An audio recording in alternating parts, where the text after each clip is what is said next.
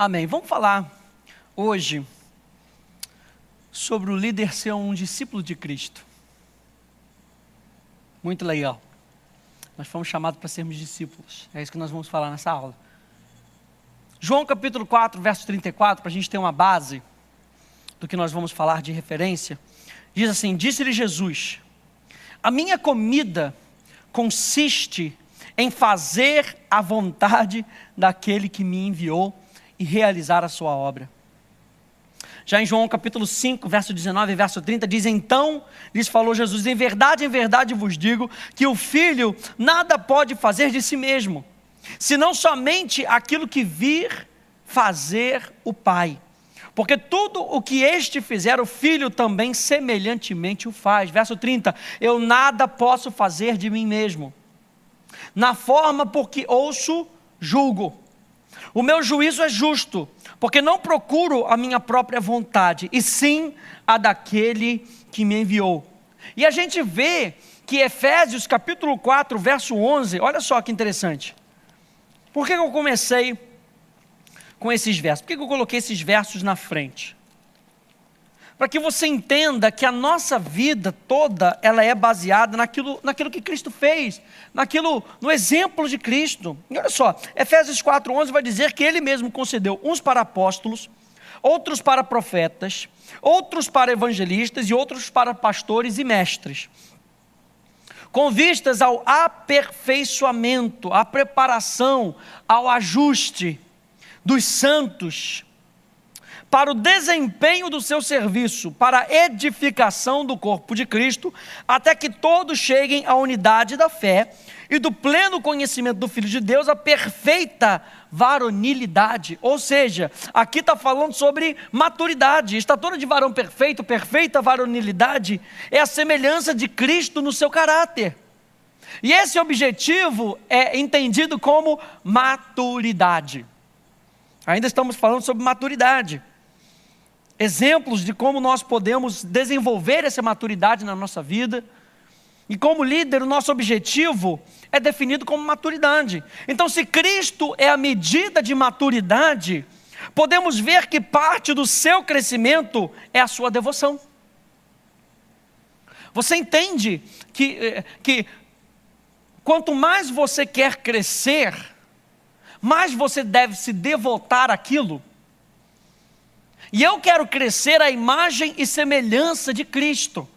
No meu interior, eu sou imagem e semelhança, natureza e função. Essas duas coisas já estão aqui dentro no meu interior. Mas isso deve se expressar do lado de fora. E para isso eu preciso ser devoto àquilo que está no meu coração, aquilo que Deus plantou no meu coração. E a primeira coisa que Deus planta no teu coração é que você é filho. E você como filho, você como um bom filho, se devota, se posiciona como servo para servir a causa do seu pai. E foi isso que Jesus estava querendo dizer aqui em João capítulo 4, João capítulo 5. Se nós quisermos ser discípulos de Cristo, isso quer dizer que nós temos total compromisso com Ele, com a sua chamada. E Cristo é devoto aos planos do Pai. O Filho é devoto aos planos do Pai.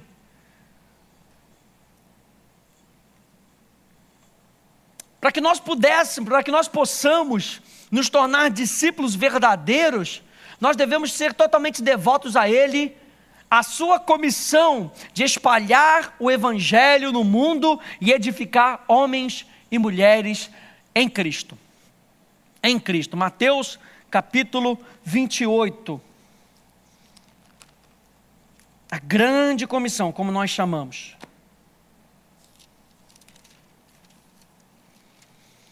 Ide, portanto, fazei discípulos de todas as nações, batizando-os em nome do Pai, do Filho e do Espírito.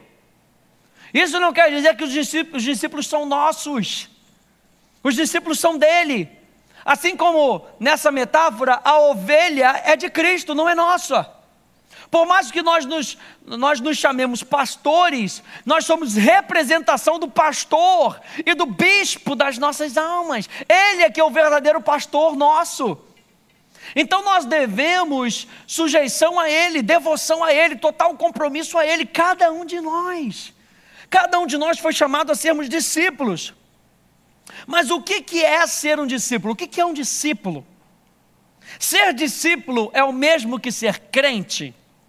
Será que existem vários tipos de graus de discípulo? Na realidade, num sentido bem amplo, um discípulo significa um aprendiz, um aluno, um adepto, um seguidor. E por todo o Novo Testamento, nós vemos exemplos de seguidores de vários mestres, não só de Jesus. Eu coloquei aqui alguns exemplos. Por exemplo, os fariseus clamaram serem seguidores de Moisés, porque eram estudantes e seguidores da lei que Moisés deu. Os fariseus também tinham os seus próprios seguidores. Aqueles que seguiam os ensinos de João Batista eram chamados de seus discípulos. Ou seja, um discípulo, de forma geral, é um aprendiz. Um discípulo, de forma geral falando, é alguém que se coloca na posição de aprendiz.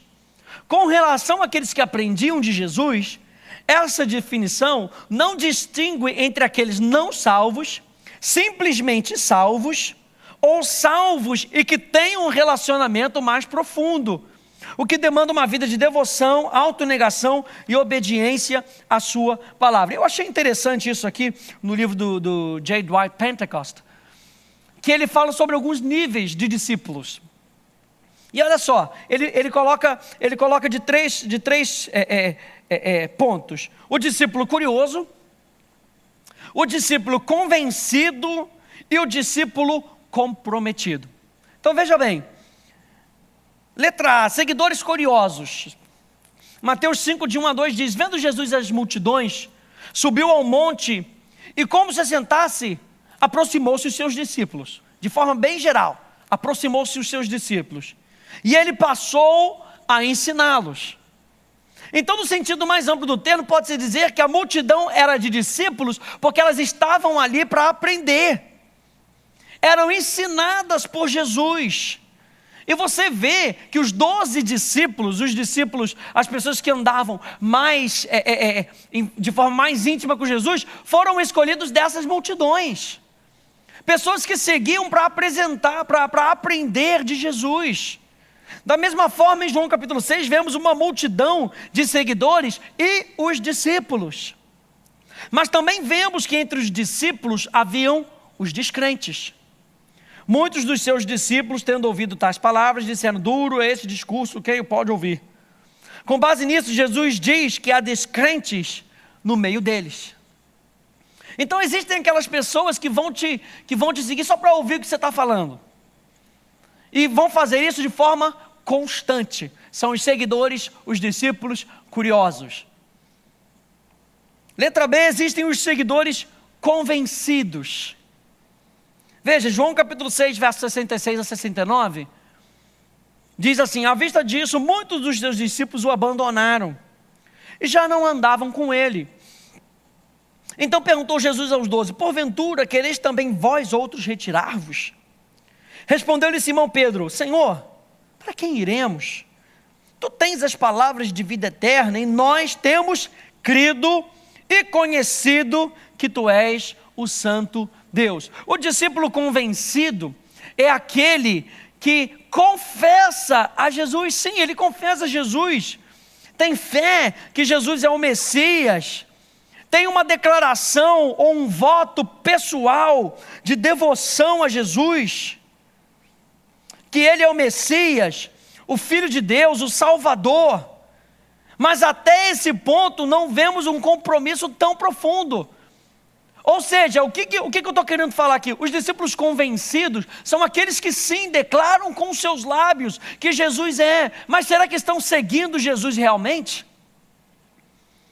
Eu coloquei aqui duas outras passagens. João capítulo 12, verso 42 a 43 diz: contudo, muito dentre as próprias autoridades creram nele, mas por causa dos fariseus, não o confessavam para não serem expulsos da sinagoga, porque amaram mais a glória dos homens do que a glória de Deus.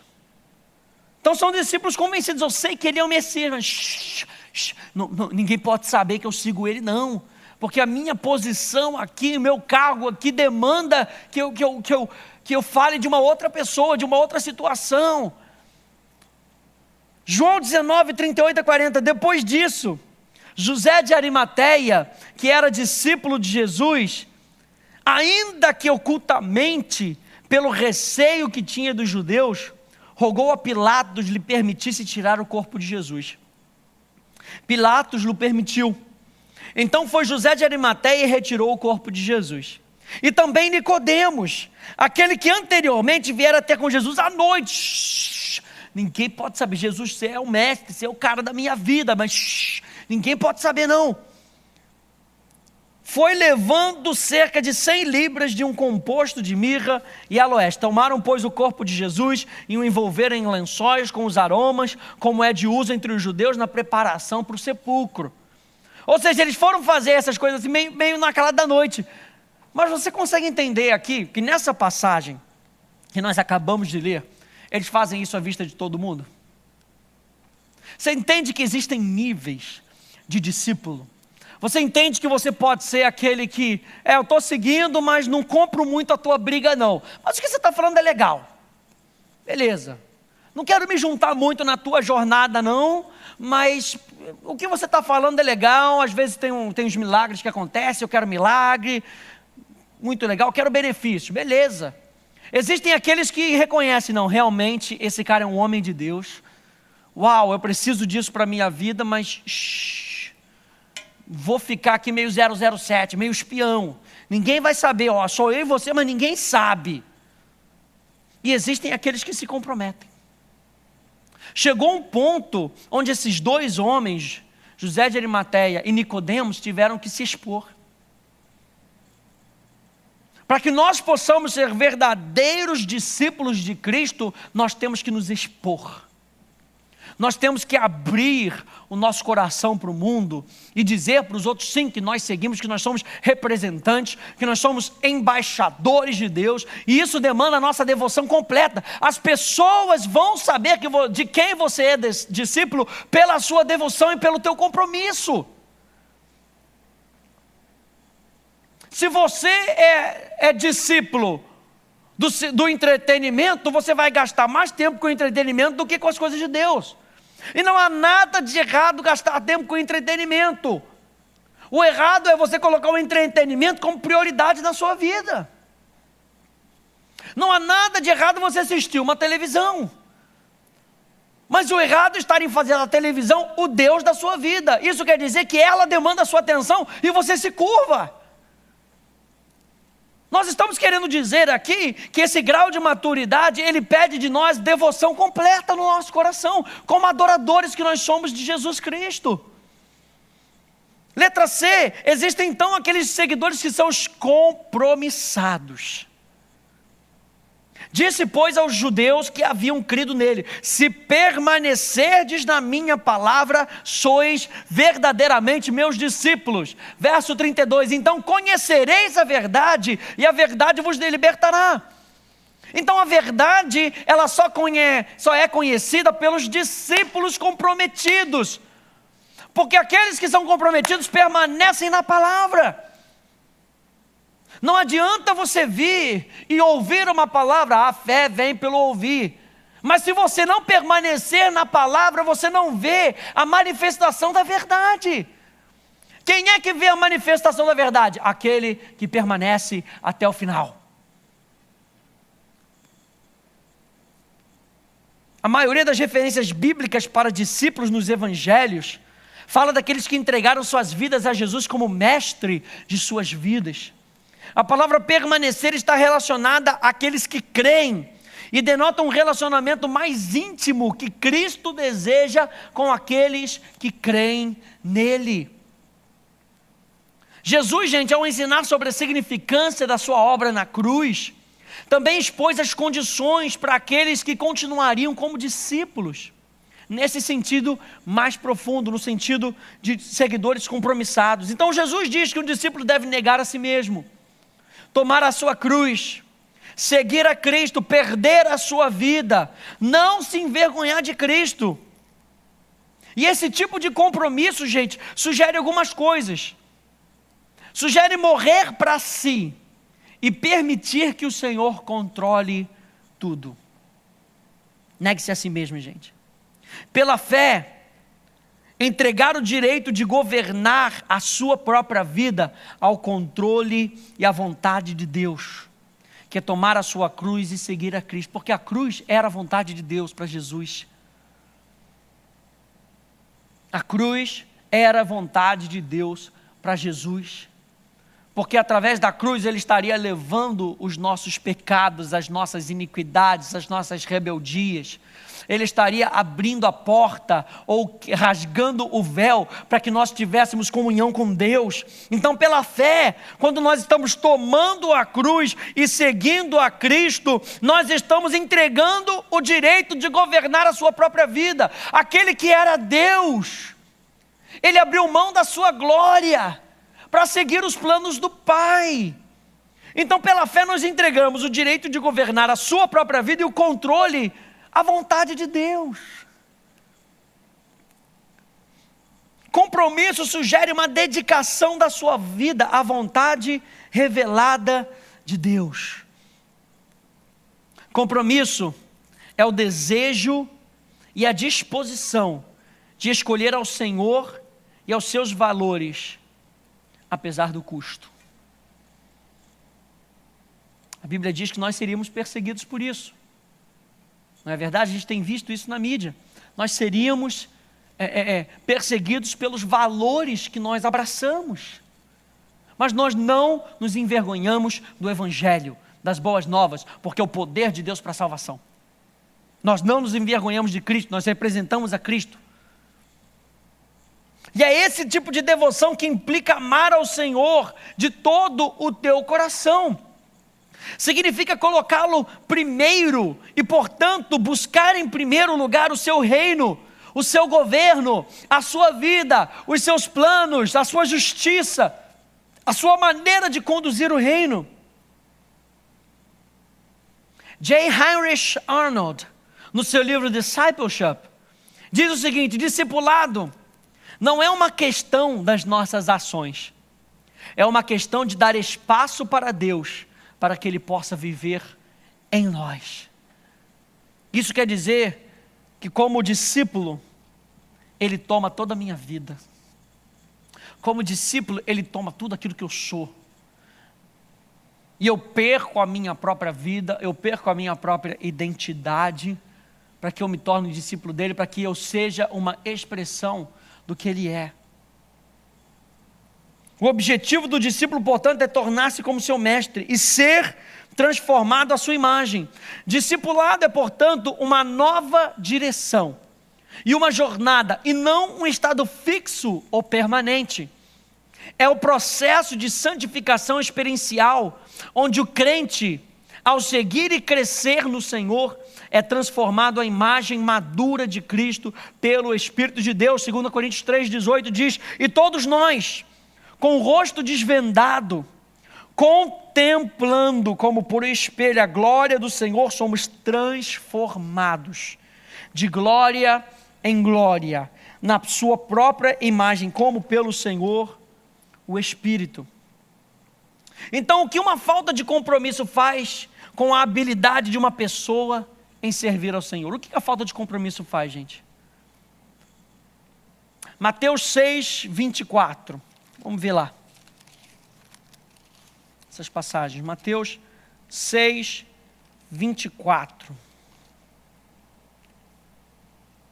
Ninguém pode servir a dois senhores, porque ou há de aborrecer-se de um e amar ao outro, ou se devotará a um e desprezará o outro.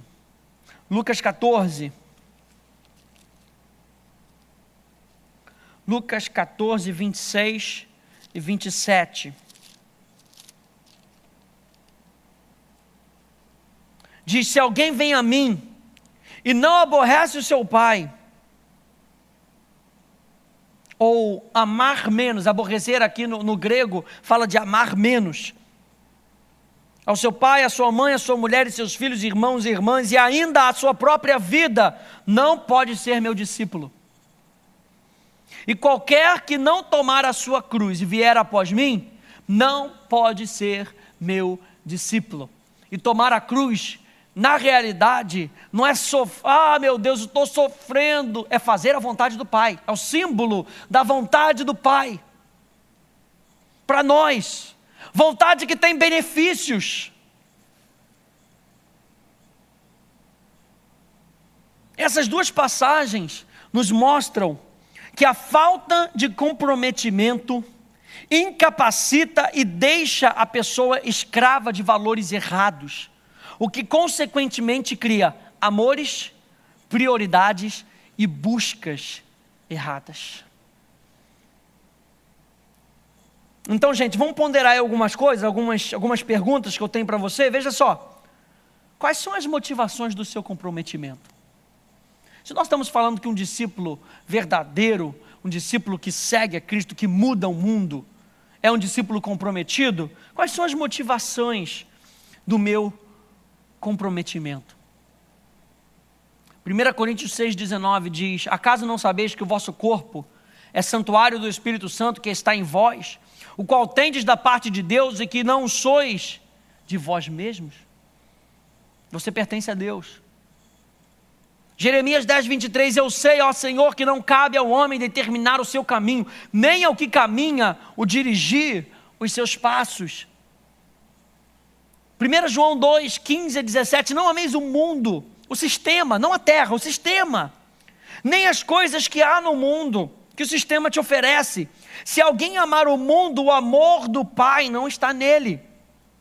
Porque tudo que há no mundo, a concupiscência da carne, a concupiscência dos olhos e a soberba da vida não procede do Pai, mas procede do mundo. O que causa guerras? Gente, o que causa guerras? O que causa doenças nesse mundo? É a concupiscência da carne, a concupiscência dos olhos e a soberba da vida. Essas coisas ruins que acontecem no mundo, não é porque Deus quer enviar coisas ruins para você, não. É por causa da natureza decaída que ainda habita nesse mundo, nesse sistema falho do inferno. Ora, o mundo passa, bem como a sua concupiscência. Aquele, porém, que faz a vontade de Deus permanece eternamente. Tito 2, de 11-15 diz: porquanto a graça de Deus se manifestou salvador a todos os homens, educando-nos para que, renegadas a impiedade e as paixões mundanas, vivamos no presente século sensata, justa e piedosamente, aguardando a bendita esperança e a manifestação da glória do nosso grande Deus e Salvador Jesus Cristo, o qual a si mesmo se deu por nós, a fim de remir-nos de toda iniquidade, da natureza iníqua, e purificar para si mesmo um povo exclusivamente seu, zeloso de boas obras.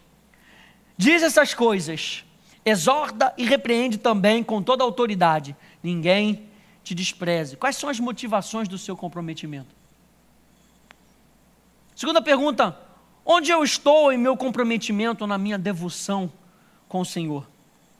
O que há na minha vida, o que existe lá dentro do meu coração que impossibilita a minha disponibilidade completa ao Senhor?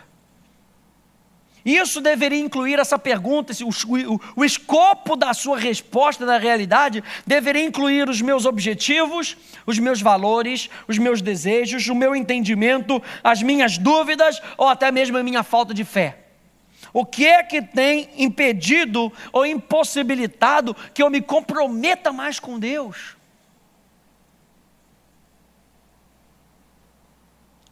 A nossa capacidade de servi-lo, gente, está diretamente relacionada com a nossa confiança e o nosso compromisso com Ele e com os seus valores e prioridades. Então, a quem ou o que tem a minha total devoção ou aliança? Para a gente terminar, nós estamos falando sobre compromisso, nós estamos falando sobre maturidade.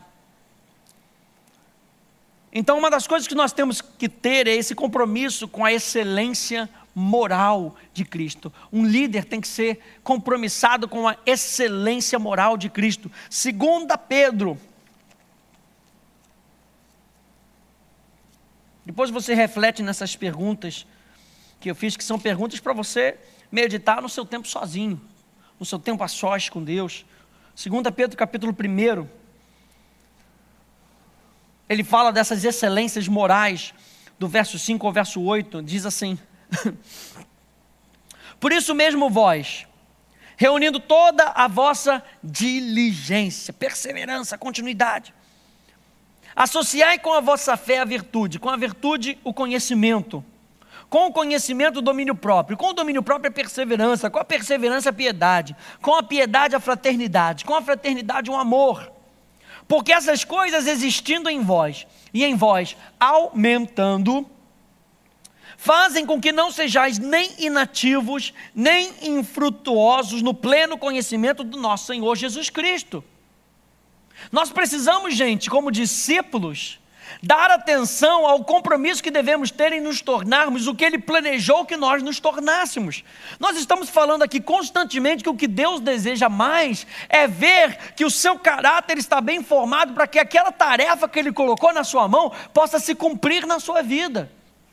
E Deus faz isso aumentando em você a consciência de que você é aquilo que Ele disse que você é.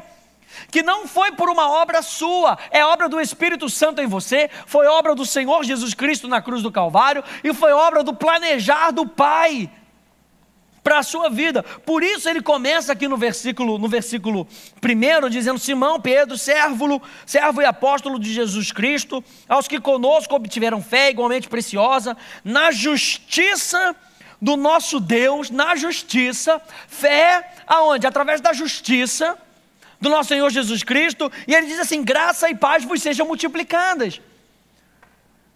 Com que essa graça aumente na sua vida, com que essa influência aumente na sua vida, e com isso você possa ter paz no seu coração para seguir os planos de Deus. No pleno, graça e paz vos sejam aumentadas, multiplicadas no pleno conhecimento de Deus e de Jesus, o nosso Senhor. Então, gente, através das Escrituras e da nova vida que Ele nos dá em Cristo, Ele chama homens e mulheres a uma vida de santidade, a uma vida adequada a um novo padrão, uma vida contrária à sua inclinação natural e carnal.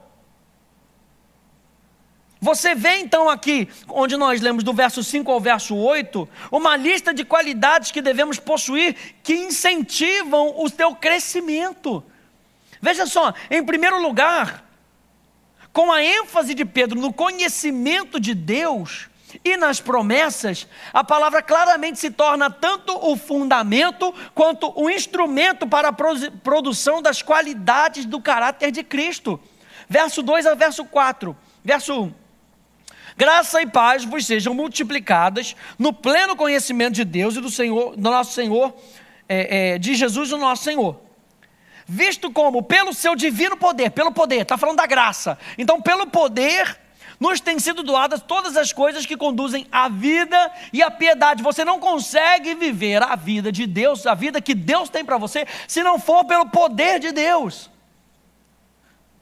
O Evangelho é o poder de Deus para a salvação. Mas esse poder continua através da obra do Espírito Santo, através da graça. A graça é a divina influência do Espírito sobre as nossas vidas. Ele é o poder que nos conduz à vida. A graça é o poder que nos conduz à vida e não à morte. A graça é o poder que nos conduz à piedade. A graça é o poder que nos conduz à santidade. A graça, ela não abre margem para você pecar. A graça te conduz à piedade. A graça te conduz a viver no estilo de vida de Deus, porque a graça é a influência do Espírito. Sim, você foi salvo porque você não merecia, mas mesmo assim você foi, porque Ele te amou. A graça é a bondade misericordiosa do nosso Deus, que traz alegria. Uma coisa que você não merece, mas que você recebe, mas também é a influência. Então a graça não vai dar opção para você pecar. A graça, ela não dá a opção para você não doar. Ela te incentiva a doar. Ela não pega a tua mão e fala, você tem que dar. Então ela pega, você... Não, a graça ela te incentiva. Ela vai para um outro método. Ela vai aos pouquinhos e vai dizendo, puxa, mas a vida que está em você é uma vida doadora. E ela vai te aconselhando. Então, pelo seu poder, pelo seu divino poder, nos têm sido doadas constantemente todas as coisas que conduzem à vida e à piedade, pelo conhecimento completo daquele que nos chamou para a sua própria glória e virtude, pelos quais nos têm sido doadas as suas preciosas e muito grandes promessas, para que por elas vos torneis coparticipantes da natureza divina, livrando-vos da corrupção das paixões que há nesse mundo. Então, gente, o que a graça também faz, ela te promete. A graça te dá promessas. E essas promessas, elas fazem de nós coparticipantes. Você vê que a graça, ela não te chama a você, ela não te isenta. Ela não te chama a isenção. A graça, ela faz de você coparticipante da natureza divina. Então você nunca vai ver uma pessoa que se diz estar debaixo do evangelho da graça e não ser uma pessoa doadora. Porque se essa pessoa se diz estar debaixo do evangelho da graça e não é uma pessoa doadora por natureza, ela na realidade, ela não está sendo coparticipante da natureza divina. E Deus deu o seu único filho para que todo aquele que nele crê não pereça, mas tenha vida eterna, para que tenha vida em abundância, para que tenha vida em qualidade, vida em quantidade. Então uma pessoa que vive debaixo do evangelho da graça, ela é uma pessoa doadora. Ela é uma pessoa influenciada pelo Espírito. Ela é uma pessoa alegre. Ela é uma pessoa que anda em paz. Número 2, em segundo lugar, Pedro prossegue com uma exortação para que possamos nos esforçar em desenvolver essas habilidades listadas nos versos 5 e verso 7. Por quê, gente? Porque nós ainda estamos na presença do pecado que tenazmente nos assedia. Sabe, o pecado ele sempre vai ser egoísta. O pecado ele sempre vai chamar a sua atenção para você fazer aquilo que te dá prazer. O pecado ele sempre vai pensar em você. É a natureza do pecado. Quando Adão decidiu pecar, gente, ele estava pensando em si. Ele estava pensando em como ele poderia se manter sem ser submisso a uma outra pessoa. O pecado é sempre egoísta, mas Deus nos salva de nós mesmos. Deus nos salva do egoísmo da carne e nos dá uma nova natureza, uma natureza doadora, uma natureza que ama, uma natureza que sabe respeitar o próximo. De natureza. É necessário diligência. E olha só, essa diligência, a primeira coisa com que ela é associada é a fé. Do verso 5 ao verso 7, a primeira qualidade é a fé. Fé no poder da graça de Deus e na sua provisão. Fé nas promessas e nos princípios das Escrituras é a primeira qualidade necessária para o verdadeiro progresso espiritual. Por isso é que o justo viverá pela sua fé. Pega essa graça que traz consigo a diligência, e associa a essa diligência a fé. Sem fé você não consegue agradar a Deus. Sem fé você não consegue externalizar a natureza que você tem aqui dentro. Sem fé você não consegue adorar. Sem fé você não consegue viver. Sem fé você não consegue pensar em coisas lá do alto. Então a primeira qualidade que é vista aqui é a fé. Mas olha que interessante também, a última qualidade é o amor, que é a manifestação final e experimental dos outros atributos. E tudo culmina junto, gente. É a fé que atua pelo amor, é a fé que produz o amor, é o amor que dá base para a fé. A nossa vida é essa, gente. É a nossa vida com Cristo. É a fé, é a esperança, é o amor. Fé é substância de coisas que se esperam. E essa fé, a base dessa fé, veja bem, a base dessa fé é o amor de Deus por nós. Mas essa fé também produz esse amor por Deus. Se nós estamos falando de iniciativa e resposta, a graça de Deus é a iniciativa de Deus. É Deus derramando do seu amor por nós, mesmo quando éramos pecadores, inimigos seus. E a Bíblia fala que Ele continua a fazer isso através do Espírito Santo. A nossa fé é a nossa resposta, é esse amor gerando em nós algo tão insondável, tão profundo, que gera em nós um desejo de conhecer mais por Ele, mais a Ele. Em terceiro lugar, nós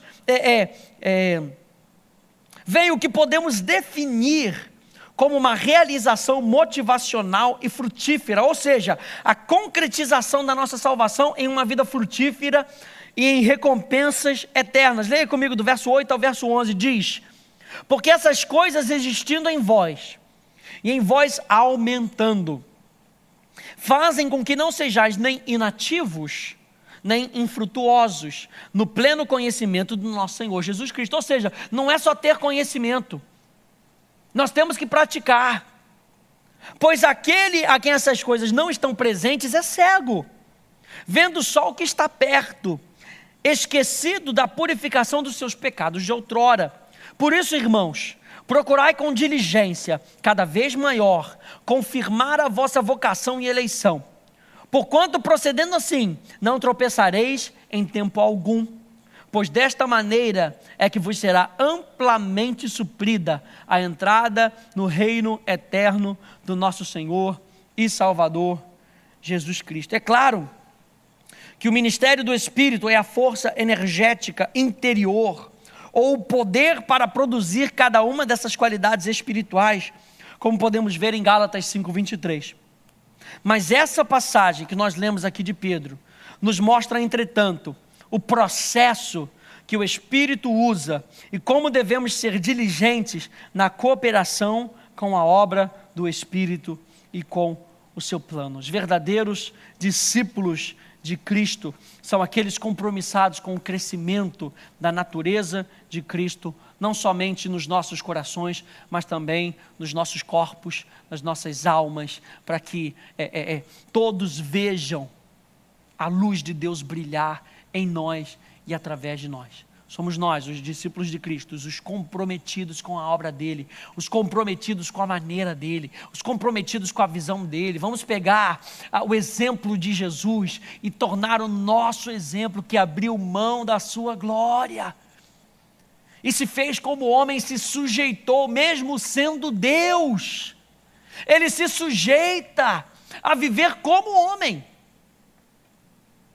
E colocou uma vestidura de servo, mesmo sendo Senhor. Com que nós possamos aprender isso e passar isso para outras pessoas. Líderes são pessoas, são discípulos comprometidos com o seu Senhor. E nós somos discípulos de Cristo, por isso Jesus Cristo é o nosso Senhor. Amém? Nós nos vemos na próxima aula, que Deus te abençoe, no nome de Jesus.